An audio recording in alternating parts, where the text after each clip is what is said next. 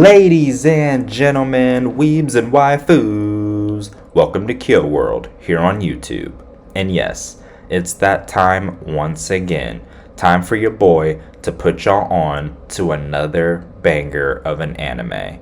A lot of people are calling this anime the spiritual successor to the legendary anime known as Berserk, which I have covered plenty of times in the past, and that anime being Clevatus. Now here's the general premise of Clevatus. After killing a group of heroes and destroying an entire kingdom as revenge for attacking his lands, the demon king Clevatus takes in a baby belonging to the kingdom's royal family. He then resurrects one of the heroes, Alicia Glenfall, whom he enslaves so she can help him take care of the baby while hoping to examine humanity more closely. Now, when it comes to battle scenes, Clevatus pulls no punches, with gruesome bloody displays sure to make anyone's stomach turn.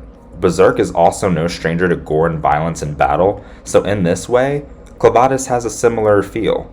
Clevatus also features morally complex themes, another aspect of Berserk that fans deeply appreciate. Humanity and Clevatus are locked in a struggle, you see. In the series' very first episode, Clevatus, aka the Demon King, aka the Lord of Dark Beasts, whatever you want to call him, he murders almost an entire army in a scene straight out of a horror movie. Alicia Glenfall, on the other hand, who's one of the main characters of Clevatus, she dies in battle, straight up.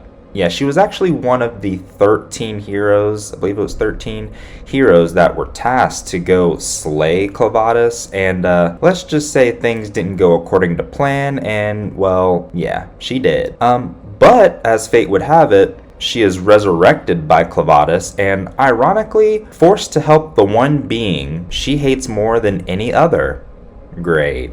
Now, one of the major draws of Berserk is its intense depth, as it explores humanity, revenge, and redemption to a much greater extent than most other stories do.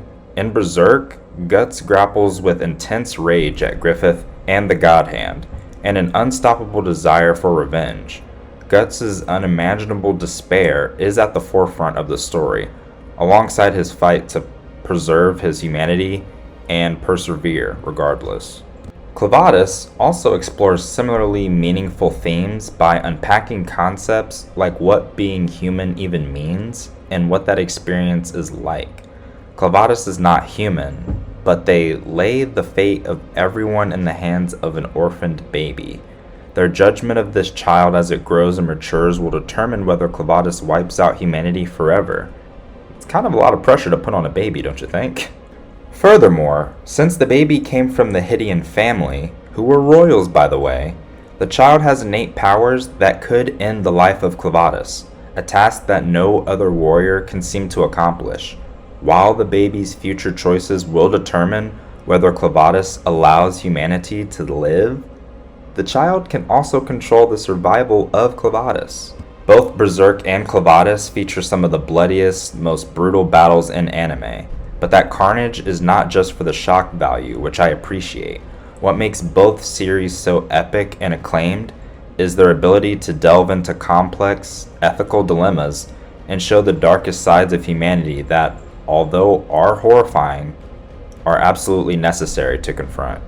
So obviously, there are some similarities between the two anime. However, I find it a little premature to claim Clevatus as the successor to Berserk, because if you are familiar with my channel at all, you know how I feel about Berserk and the pedestal that I put it on.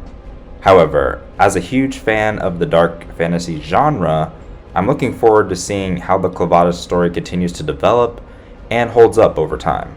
Now when this video drops, 8 episodes of Clevatus will be available to stream on Crunchyroll.